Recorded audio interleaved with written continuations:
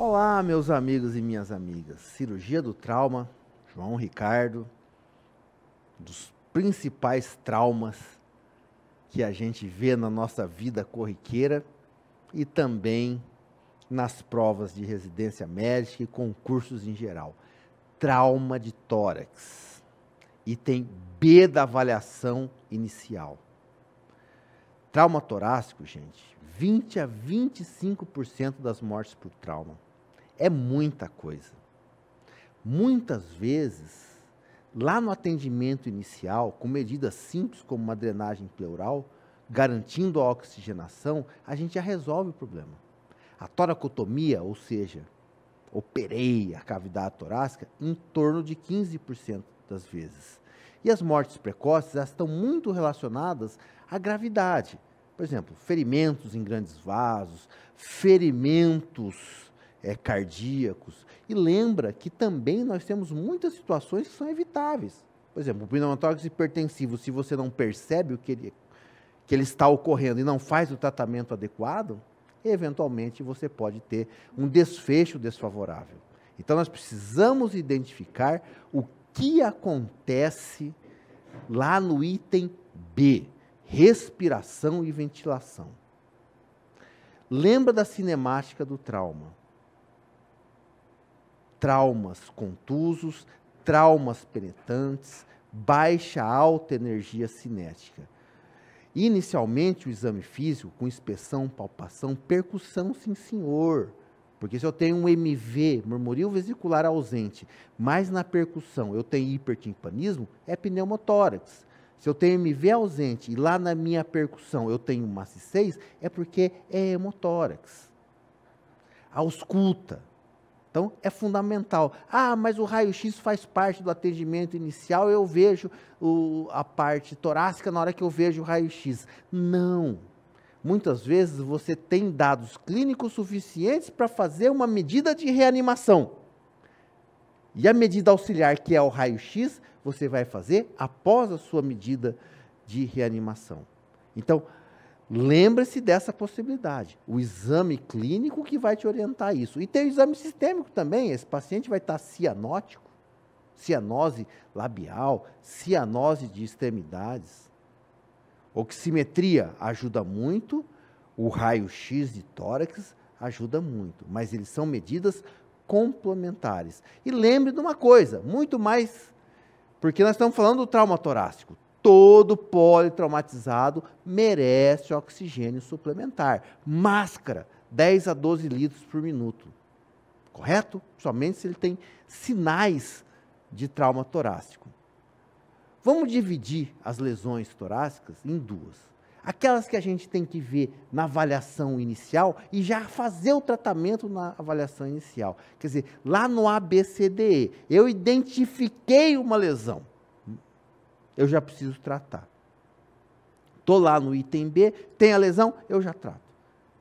Não são lesões para a gente identificar no exame secundário. Quais lesões são essas? São aquelas lesões que colocam a vida em risco. Pneumotórax hipertensivo. Vamos fazer uma punção descompressiva no segundo espaço?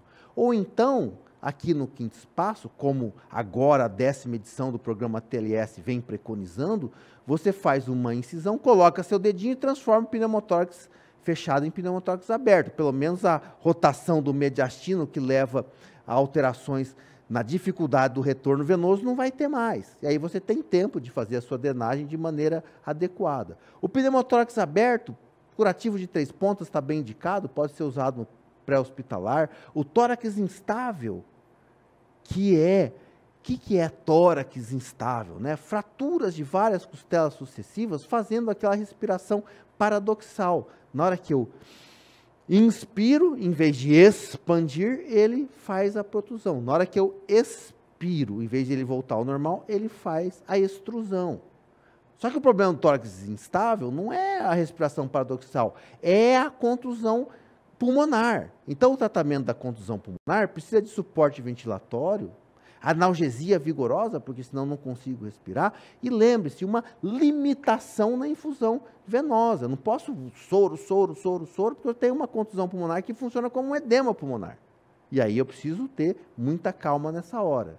O hemotórax maciço, que merece a drenagem pleural inicial, e determinados parâmetros indicam, às vezes, uma toracotomia, que eu preciso fazer de uma forma precoce, e também o tamponamento, lembra da tríade de Beck, estágio jugular, hipotensão, abafamento de bulhas, principalmente trauma penetrante aqui no precórdio, que eu preciso fazer uma avaliação cirúrgica precoce e, eventualmente, uma pericardiocentese, tirar o líquidozinho lá do pericárdio, que é o sangue, que está fazendo uma insuficiência cardíaca constritiva, está levando a um choque cardiogênico. Então, essas lesões eu abordo lá no item B, não é no exame secundário. E agora eu tenho lesões, meu paciente está estável hemodinamicamente e eu posso abordar essas lesões no exame secundário. Ou até fazer o diagnóstico. Um pneumotórax simples, o raio-x mostra uma laminazinha de pneumotórax, nem teve manifestação clínica. Um hemotórax, principalmente se ele for pequeno, a contusão pulmonar, que é a lesão mais comum no trauma torácico, lesão da árvore traqueobrônquica, contusão cardíaca, rotura traumática de aorta. Mas como assim? Rompeu a aorta, sangrou para tudo quanto é lado, hemotórax maciço? Não, é a rotura tamponada da aorta. Nós vamos falar daqui a pouquinho dela. O ferimento transfixante do mediastino, que o paciente pode estar estável ou instável hemodinamicamente, e outras lesões, como a enfisema subcutânea, asfixia traumática, ruptura esofágica, que não leva manifestação hemodinâmica na hora, as fraturas ósseas, que são muito comuns, principalmente fraturas de costela, que são lesões que a gente pode ver no exame secundário. Então, dividindo isso, já fica mais fácil. Lembra que lá no exame primário, lá no item B, eu identificando uma situação que coloca a vida em risco, eu preciso resolver. E a primeira situação é o pneumotórax hipertensivo. Está entrando ar na cavidade pleural e ele não está saindo. Determinado momento, a pressão vai estar tão grande que eu vou ter o desvio do mediastino com a torção dos vasos da base. E aí, o sangue venoso não consegue penetrar no coração, porque eu tenho a rotação dos vasos da base. Ele está obstruído. Aí eu não tenho pré-carga, eu não tenho enchimento ventricular. Então, eu não tenho débito cardíaco. Por quê? Débito cardíaco, volume sistólico. Não está chegando o sangue, como é que vai ter volume sistólico? Então, o paciente falece. É uma das situações que lembram muito um choque hipovolêmico. Ela simula um choque hipovolêmico. E como ele tem essa dificuldade do retorno venoso, eu vou ter o quê? A estase jugular. Só que como aumenta a pressão, eu tenho o desvio de traqueia também, para o lado contralateral ao pneumotórax. E na hora de eu fazer a percussão, ele está hipertimpânico. Então, eu tenho estase jugular, desvio de traqueia e hipertimpanismo. Presta atenção nisso, porque lá no tamponamento cardíaco eu tenho estase jugular também. Só que eu não tenho desvio de traqueia e não tenho hipertimpanismo, eu tenho outras situações. E o pneumotórax hipertensivo merece ou uma descompressão rápida, o clássico é no segundo espaço intercostal, o Gelco 14 é a faca do socorrista, aqui no segundo espaço intercostal, no bordo superior da costela inferior, e eu estou lá descomprimido, depois eu vou fazer a minha droragem torácica. O Colégio Americano de Cirurgiões, na 10ª edição do programa TLS, vigorante agora em 2018, ele diz o seguinte, que você pode, lá no local da drenagem, fazer a sua incisãozinha, coloca o dedo lá, saiu o ar. Pronto, está resolvido. Deixa aquele ar saindo e entrando, que pelo menos a torção do mediastino está resolvida, e aí você vai fazer a sua drenagem pleural. Por que isso que eles falam? Não é que não é para fazer mais aqui. Por que isso? Porque lá na sociedade norte-americana as pessoas são muito obesas e eles estão verificando que muitas vezes a punção com a agulha 14 aqui não está chegando no espaço pleural porque o pessoal tem uma parede torácica mais avantajado no tecido subcutâneo, etc. Diferente aqui na nossa população, se bem que a população brasileira também está um pouquinho acima do peso, não é verdade, pessoal? Bom, mas de qualquer forma é o que vem. Se alguém perguntar para vocês, já baseado na nova versão do programa TLS, vocês já estão sabendo que acabou de acontecer essa atualização. Depois que eu fiz a punção, ou transformei de aberto em fechado, eu vou fazer a minha drenagem torácica em selo d'água. Outra situação que acontece, que também coloca a vida em risco, é o tal do pneumotórax aberto, ou seja, mas você não transformou o fechado em aberto daqui a pouco e diz que se salva a vida? É, gente, mas o hipertensivo é só para ganhar um tempinho.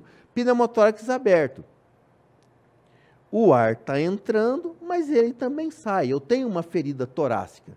Algumas feridas são maiores, principalmente quando o ferimento por arma branca, às vezes ele enfia a faca, mas outras vezes ele passa a faca. Você vê lá o pulmão ventilando e etc.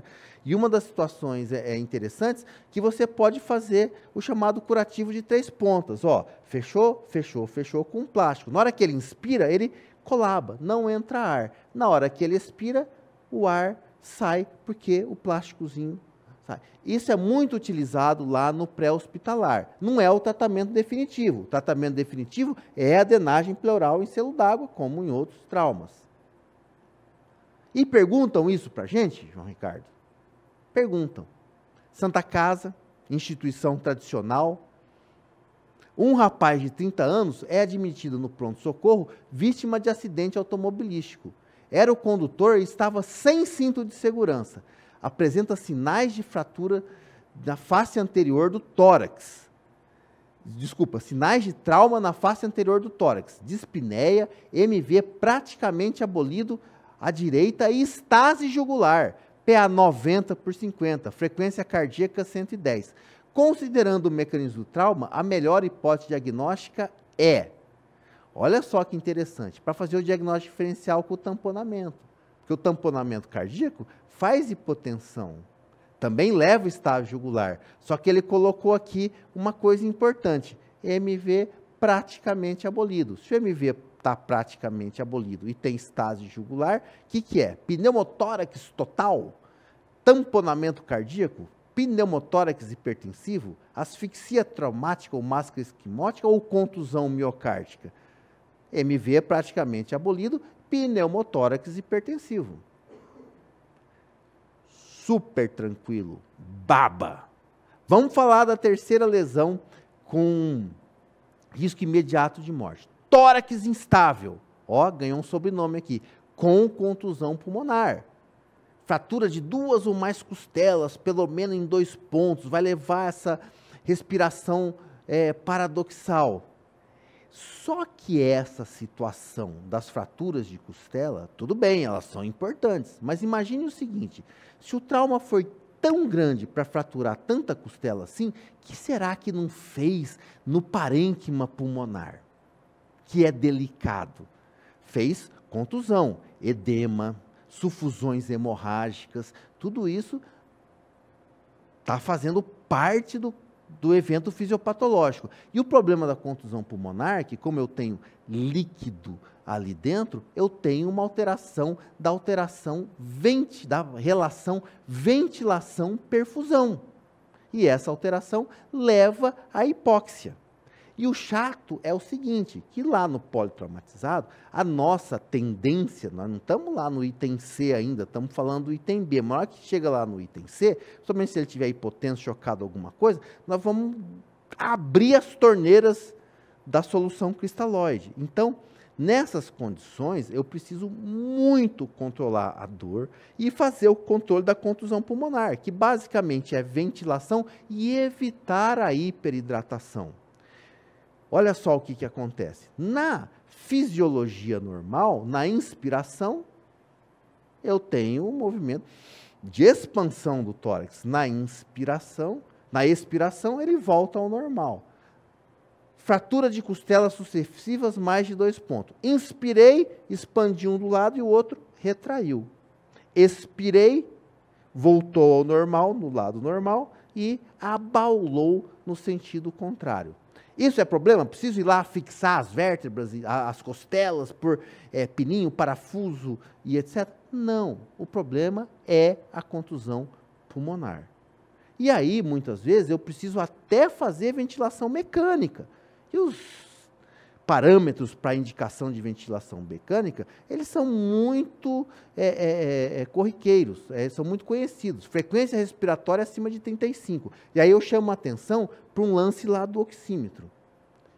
E, aliás, eu tenho uma coisa, um trauma com esse negócio de oxímetro, porque, às vezes, a pessoa fala para você, mas está saturando 92, 91, então estou tranquilo. Mas a frequência respiratória, às vezes, está 38. Então não está tranquilo. Ele está compensando a hipóxia dele, respirando a mais. Daqui a pouquinho ele entra em falência. Então, não façam o que grande parte das pessoas fazem. Coloca o oxímetro lá e aquele ali é o único parâmetro, como se fosse aquele negocinho de cavalo de carroça, só enxerga a oximetria. Não, ele é um parâmetro importante para você, mas a frequência respiratória é importante, mesmo que a saturação ainda esteja mantida, acima de 35 ou menor que 8. A PCO2 acima de 55. A PO2 abaixo de 60, quer dizer, você está com FO2 lá de 50% e na sua máscara e está com hipóxia, quer dizer, não tem condição. Né? Aí um shunt acima de 0,2, a relação PO2 menos FO2 abaixo de 300, que são dados mais específicos do intensivista, mas esses aqui estão acessíveis a nós ali na nossa sala de trauma quando a gente faz esse atendimento. Outra lesão, hemotórax maciço. Sangramento abundante na pleura. Qual que é o conceito de hemotórax maciço? É mais de 1.500 ml de sangue. A suspeita, o diagnóstico é clínico, gente. Esse paciente está com dispneia, desconforto respiratório. Além disso, ele está chocado, está branco, está pálido, está cianótico, tudo que ele tem direito. Normalmente, esses hemotórax maciços, eles acontecem muito em relação a ferimentos penetrantes, sejam por arma de fogo, sejam por arma branca. Então, a suspeita é clínica, nossa, esse paciente está com um quadro bastante importante, e você vai fazer o quê? Claro, a reposição volêmica, porque esse paciente está chocado, e você vai fazer a descompressão com drenagem pleural. E o legal é o seguinte, gente, essa descompressão, ela é terapêutica, é óbvio que vai aliviar o espaço pleural para você ter a expansão pulmonar, porque o item B é pulmão expandido, é o nosso grande objetivo, mas ele também vai fazer o nosso diagnóstico e vai orientar a conduta posterior.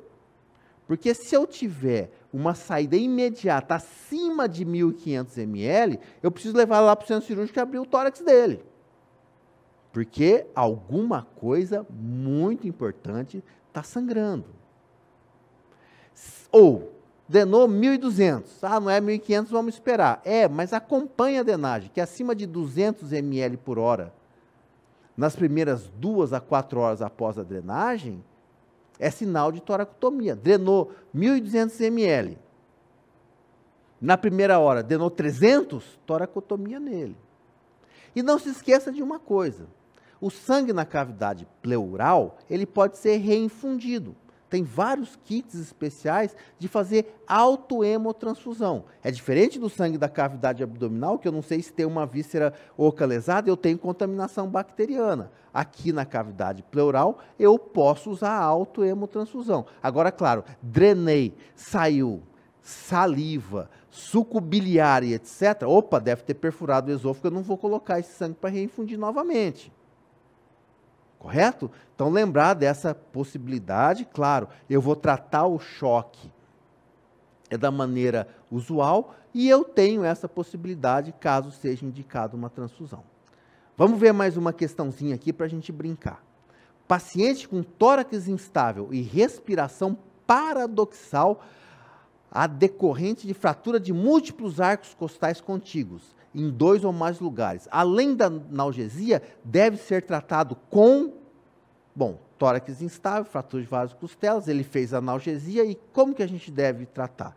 Oxigênio por máscara inicialmente e monitorização ventilatória cuidadosa, intubação traqueal e suporte ventilatório são de indicação seletiva, quer dizer, garanto a ventilação, monitoro a ventilação e se precisar, aqueles critérios, frequência respiratória, PCO2, não sei o que lá, PO2 abaixo de 60, eu devo intubar?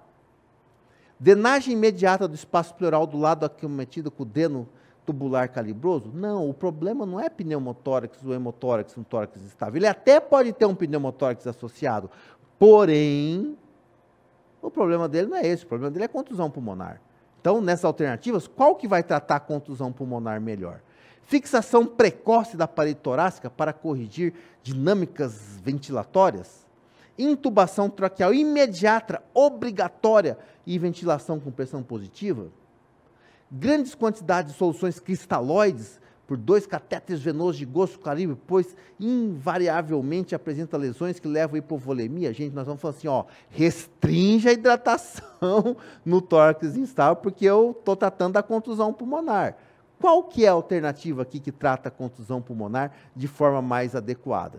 Alternativa A, oxigênio inicial, monitora a ventilação, vamos ver os parâmetros, se tem aqueles parâmetros de intubação, eu meto um tubo nele, quer dizer, o tubo é seletivo, não é de indicação obrigatória. Tranquilo. Outra lesão que chama bastante atenção, tamponamento cardíaco. Meu Deus do céu, isso eu não vou ver nunca na minha vida. Você que pensa, principalmente por ferimentos de arma branca, punhal. Punhal é danado, eles são fininhos e compridos, e vão lá e dá uma beliscadinha no ventrículo. Normalmente o ventrículo direito é o mais acometido, porque ele está mais próximo da parede torácica. E aquele furinho ali faz com que o sangue fique coletado no pericárdio. E tem problema o sangue ficar coletado no pericárdio? Tem sim, porque o pericárdio é uma membrana de pouca elasticidade, ela é fibrótica, então é uma membrana fibrótica, inelástica, que pequenas condições líquidas, até em torno de 200 ml, são capazes de inibir a contração ventricular. Então ele está apertando o ventrículo ali, não deixa ele encher e fazer a sua contração. Então o que eu preciso fazer? Preciso fazer o diagnóstico e descomprimir. Pô, João Ricardo, mas peraí. Outro dia eu fui lá, na enfermaria de reumatologia, tinha uma senhora lá com lúpus e foi com derrame pericárdico. E foi feita uma drenagem pericárdica nela e saiu 1000 ml, ela não está tamponada. Como é que você explica isso? O lance que lá na enfermaria da reumatologia, essa paciente lúpus, ela fez um derrame pericárdico crônico, progressivo. Ele foi se adaptando, mas aqui não, eu tenho uma lesão aguda, então eu preciso resolver o problema dela o quanto antes. Então, o mais comum é o penetrante, ventrículo direito, e alguns outros dados são bastante importantes, como o pulso paradoxal, na qual eu tenho, na inspiração espontânea, eu inspiro, a pressão diminui 10 milímetros de mercúrio. A tríade de Beck, que é o mais comum, o mais frequente, tem hipotensão, abafamento de bulhas de estágio jugular, e o sinal de Kussmaul também, o povo gosta de perguntar, que é o aumento da pressão venosa na inspiração profunda. Então, Kussmaul aumenta a pressão venosa. Paradoxal é a diminuição da PA na inspiração profunda. Agora, o clássico mesmo é o mecanismo do trauma, o abafamento, a estágio jugular, o abafamento da bulha, e o paciente está chocado, ele está hipotenso. Então, o que eu faço? Eu faço uma pericardiocentese, lá com a minha agulhinha do Abocate 14. Paciente monitorizado, porque assim, eu, na hora que eu espeto o pericárdio, o que acontece? O pericárdio, ele é inelástico e, puf, ele encosta no ventrículo. Então, a possibilidade de eu dar uma espetadinha no ventrículo é muito grande. Na hora que eu der uma espetadinha no ventrículo, vai fazer arritmia. Então, eu trago a agulhinha um pouquinho para trás. Então, paciente monitorizado, aqui no subxifoide, 45 graus, com a ponta da agulha voltada para o ombro esquerdo, muita fé, muita coragem, vou lá e tem que sair sangue não coagulável. Esse sangue, normalmente, ele sai facinho, facinho. Se você punciona lá dentro do ventrículo, o sangue é bastante, a própria êmbolo da seringa, ele pula para trás. E cuidado com a punçãozinha aqui, que você vai detectar lá no seu monitor, que vai fazer arritmias. E lembra o seguinte, essa punção, ela não é curativa, ela é paliativa. E na hora que você deixou de aspirar, o que aconteceu? Ele vai tamponar novamente. Então, você deixa a sua agulhinha lá, ou o silicone lá do seu abocate no local, e põe uma torneirinha, um three-way. Porque se ele tampona de novo, você não precisa puncionar de novo. Só abre a torneirinha e está feito o lance. Só que, feito isso, central de regulação, etc., cirurgião cardíaco ou cirurgião geral, tanto faz, cirurgião do trauma, é necessário a presença do cirurgião numa situação dessa. Legal? Então, essa era a última situação de ferimento que coloca a vida em risco. Lembrar que essa regiãozinha aqui, que é a tal da área de Ziegler, é a região mais característica para a gente ter essas situações de ferimento cardíaco. Bordo exterior, lateral direito do externo, linha axilar anterior, sobre o rebordo costal e aqui na região da fúrcula, tá? Então, eu delimito a zona de Ziegler, que são locais possíveis. Brincadeirinhas, agora. Um paciente com ferimento penetrante do tórax, taquicárdico, hipotenso, pálido, com pulso paradoxal e turgência jugular. O diagnóstico mais provável é embolia, tamponamento pneumotórax, tamponamento cardíaco. Assista a aula que você vai matar as questões com grande facilidade. Bom, agora vamos falar das lesões diagnosticadas no exame secundário. Tinha um monte de lesão. Vamos passar um apanhado para a gente ir se familiarizando com ela. Pneumotórax simples. Bom, é o pneumotórax, mas ele não teve torção do mediastino, não levou toda aquela repercussão hemodinâmica que leva o pneumotórax hipertensivo. Aliás, eu quero dar uma dicasinha para vocês na metodização da gente avaliar o raio-x. Que eu avaliar um raio-x no trauma é diferente de eu avaliar um raio-x de tórax normal, lá na pneumologia, na clínica médica. Então, o A não é via aérea, então eu olho aqui a traqueia. Se ela está centrada, se ela está desviada, etc. Aqui a traqueia está bonitinha, ó. B, não é respiração, ventilação? Então, pleura e campos pulmonares. Ora, a pleura aqui bonitinha, os vasos pulmonares, beleza, o pulmão está aqui legal. E aqui, o que eu vejo? Opa, não tem trama vascular. Meu Deus, o que é isso? Esse mais preto é ar. Cadê o pulmão? Está colabadinho aqui.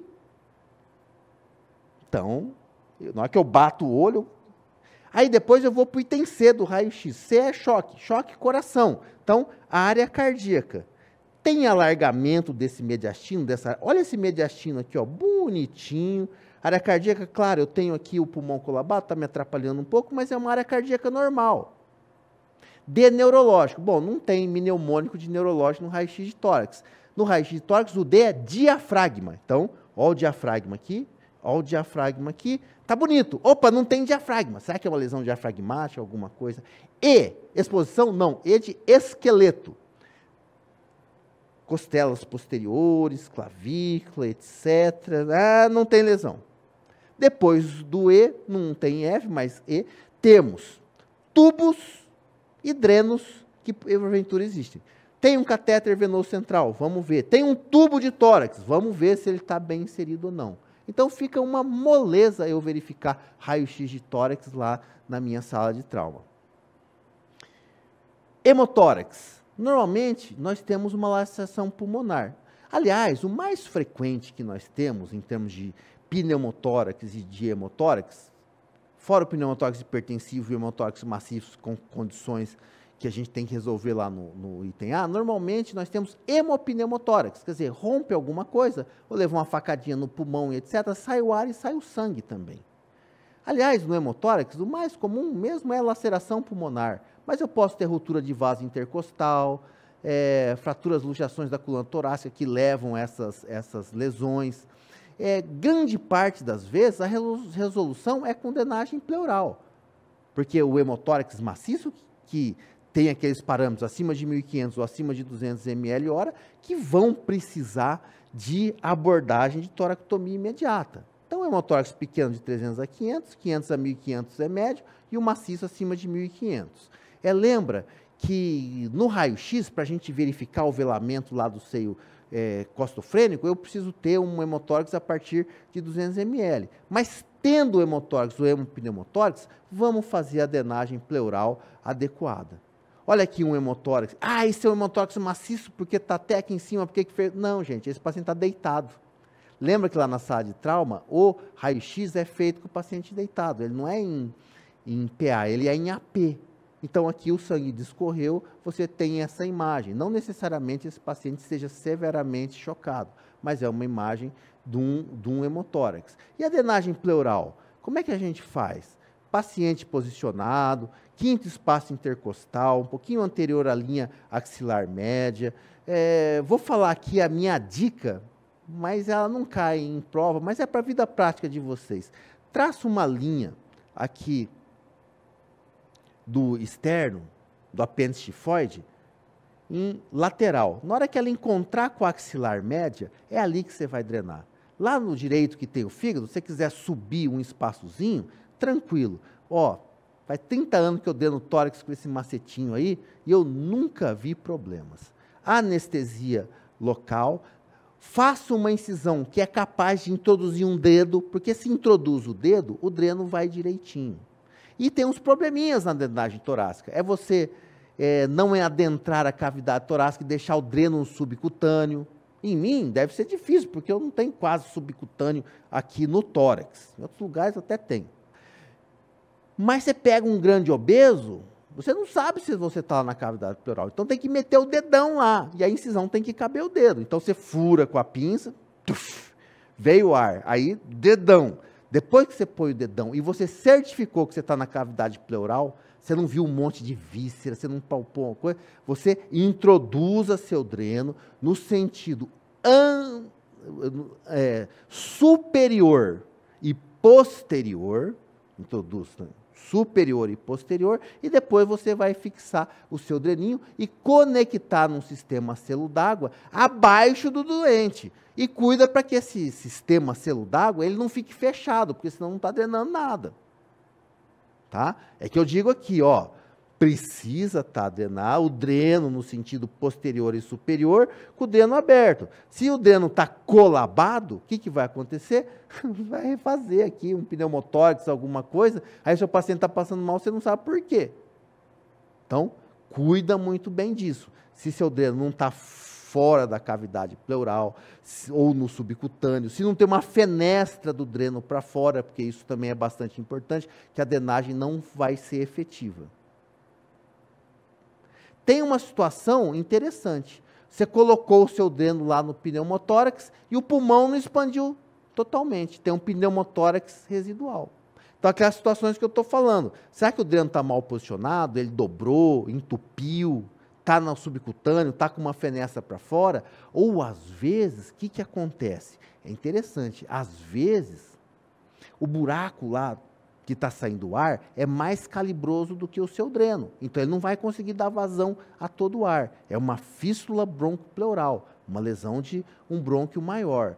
Então, às vezes, ele não vai expandir mesmo, mas ele borbulha, isso é uma loucura. O paciente respira, ele borbulha abruptamente. Então, se ele tem essa condição, essa suspeita de uma fístula broncopleural, que ele não está dando vazão a todo o ar produzido, você certificou que o seu dreno está bem localizado, não está com fenestra para fora, não está entupido, não está fechado o sistema, então a situação aí é você colocar ou um segundo dreno, que é o mais comum, aí você pode escolher o lugar mais confortável, não tem um landmark como o primeiro dreno, ou você colocar numa maquininha que é um aspirador intermitente para diminuir ainda mais a pressão intrapleural, para que você obtenha a expansão total aí do seu pulmão, tá? Então, presta atenção nessa situação, que você drenou, não foi efetivo, e a necessidade de você colocar um segundo dreno.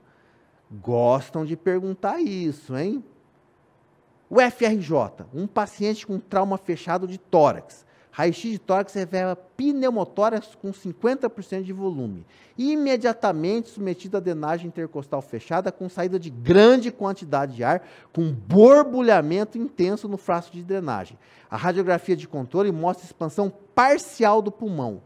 A seguir, o paciente deve ser submetido a tomografia, nova drenagem, broncoscopia, aspiração pleural negativa ou nenhuma delas? Nova drenagem intercostal fechada. A aspiração pleural, eu falei, poderia ser uma alternativa. Mas ele falou, ó, borbulhamento intenso, etc. Normalmente é porque ele não está dando conta. A drenagem pleural, ela é muito legal quando a gente tem essa expansão total, e aí você às vezes fecha o dreno, ele refaz o pneumotórax no momento da retirada. Ou quando você quer manter um regime de pressão menor, achando que você vai ter uma melhor e uma restituição da sua pressão pleural mais rápido. Vamos lá, gente. Outras lesões. Contusão pulmonar é a lesão mais frequente do trauma torácico. Normalmente nós temos insuficiência respiratória. O apoio ventilatório é importantíssimo, inclusive ele pode ser um apoio mecânico, como a gente falou lá num tórax estável, de acordo com aqueles parâmetros. A restrição hídrica é fundamental e, claro, esse paciente é observado no raio-x a área de contusão pulmonar, que é uma área de velamento, parece uma pneumonia. E às vezes esse aqui é localizado, às vezes ele é bastante difuso, como se fosse um edema agudo de pulmão. Tomografia ajuda? Ajuda sim. Pode ser feita? Pode. O paciente está estável hemodinamicamente, eu estou no exame secundário, então eu posso fazer eventualmente uma tomografia ou um exame mais específico. Outra lesão diagnosticada no exame secundário é a lesão da árvore traqueobrônquica. É um tipo não muito comum, frequente no trauma contuso e, claro, com outras lesões associadas. Normalmente nós temos um grande vazamento de ar após a drenagem pleural. E lembra de uma coisa, as lesões menorzinhas de 1/3 de diâmetro, normalmente tem uma conduta conservadora. Às vezes até uma intubação que você possa fazer, eventualmente seletiva, ou mesmo uma intubação traqueal após a lesão, ele vai resolver o seu problema dispensando aí uma conduta cirúrgica e uma rafia. A contusão cardíaca também é relacionada com trauma contuso. Raramente a gente tem uma ruptura de câmara. Claro, uma ruptura de câmara vai levar ao tamponamento. E precisa de uma energia cinética assim, monstruosa. As fraturas de externo também não são muito comuns, mas algumas vezes elas se associam também com lesões valvulares. E quando a gente tem essas lesões cardíacas mais complexas, mais completas, o ventrículo direito sempre ele é mais atingido porque ele é mais anterior ali à parede torácica. Mas o mais comum da gente ver é aquela contusão cardíaca que não levou a tamponamento, que não levou a rotura de ventrículo, mesmo porque aquela lesão que explodiu o coração, ele ficou lá na cena do trauma. Normalmente é aquele paciente que demonstra alguma arritmia. A maioria deles não merece nenhum grande tratamento, a não ser que a arritmia leve um baixo débito, alguma coisa, aí a gente tem tempo, o exame secundário, o cardiologista vai chegar lá e vai fazer a avaliação necessária e vai fazer a conduta específica para vocês. Uma que chama bastante atenção, parece aquela música do Zeca Pagodinho. Eu sei, eu conheço, só ouço falar. Ou não sei, não conheço, só ouço falar. Que é a rotura traumática de aorta. Quando a gente pensa em rotura traumática, a gente pensou numa grande lesão que fez um hematórax maciço. Mas aqui, que nós estamos no exame secundário, é uma rotura traumática tamponada. Normalmente são lesões incompletas, próximas ao ligamento arterial, que é o ligamento de Botalo. Lembra daquela coisa que a gente fala da avaliação do raio-x? Lembra do raio-x lá do trauma? O A, da gente vê a traqueia, via aérea, o B, o campo pulmonar, o C, o coração, que na verdade é o mediastino. Então, essa hora é hora da gente fazer análise aqui do mediastino. Olha só o alargamento do mediastino, como é importante. Então, nós temos esse hematoma, que ele é um hematoma grande, volumoso, que a gente precisa ter um alto índice de suspeita. Então, quando eu vejo um raio-x com esse alargamento do mediastino, significa que eu preciso aprofundar a minha investigação. Tudo bem que os exames diagnósticos aí, eles também não são os mais precisos do mundo, não. Mas a arteriografia, a angiotomografia e a mesma tomografia de tórax são exames, assim, bastante adequados para que a gente possa estar verificando essa possibilidade da rotura traumática de aorta. E o interessante é que em 2016, 2017, várias provas mostraram raio-x como esse e perguntaram o que era. Outra lesão importante é a rotura traumática do diafragma. Lembra lá do nosso raio-x? A, a via aérea. B, o campo pleuropulmonar. Ó a contusão pulmonar aqui. C, o mediastino, né? O coração, tá legal. D, o diafragma. Aqui tem o diafragma. Cadê o diafragma aqui? Tá mal visualizado. E aí, o que o danado do assistente falou? Pô, eu tô com dúvida nesse diafragma. Pegou uma sonda nasogástrica, jogou um contraste iodado dentro, ó a sonda aqui dentro do tórax. Então, esse truque da sonda nasogástrica no raio-x, cara, isso é muito legal. Você está lá, 3 horas da manhã, e aí é hernia diafragmática, não é hernia diafragmática? Ah, vamos fazer um ultrassom para ver, vamos fazer uma tomografia. A gente sabe que a tomografia vê pouco diafragma, ultrassom muito menos. Está na dúvida, meu amigo? Passa a sondinha lá, rapidinho, você vai no raio-x lá com o técnico, injeta o contraste e você já está sabendo se eu tenho lesões ou não. Lembra que no trauma contuso as lesões costumam ser grandes, mas no penetrante, às vezes é uma feridinha desse tamanho que você não vai verificar inicialmente. Ele vai fazer uma hernia diafragmática lá no futuro. Por isso que essas lesões perfurantes da região tóraco-abdominal, eu tenho que ter uma preocupação muito grande se eu tenho uma lesão diafragmática. Entra também nessas coisas da região tóraco-abdominal o chamado ferimento transfixante do mediastino. Quer dizer, entrou uma lesão aqui e saiu aqui atrás. Puxa, coração, pulmão, etc. Ele tem um potencial de gravidade muito grande também. Às vezes de um lado, sai do outro. Mas às vezes não lesou grandes coisas assim. Então, quando eu tenho um ferimento transfixante do mediastino, primeira coisa que eu tenho que fazer é aquela coisa que a gente sempre faz com atendimento.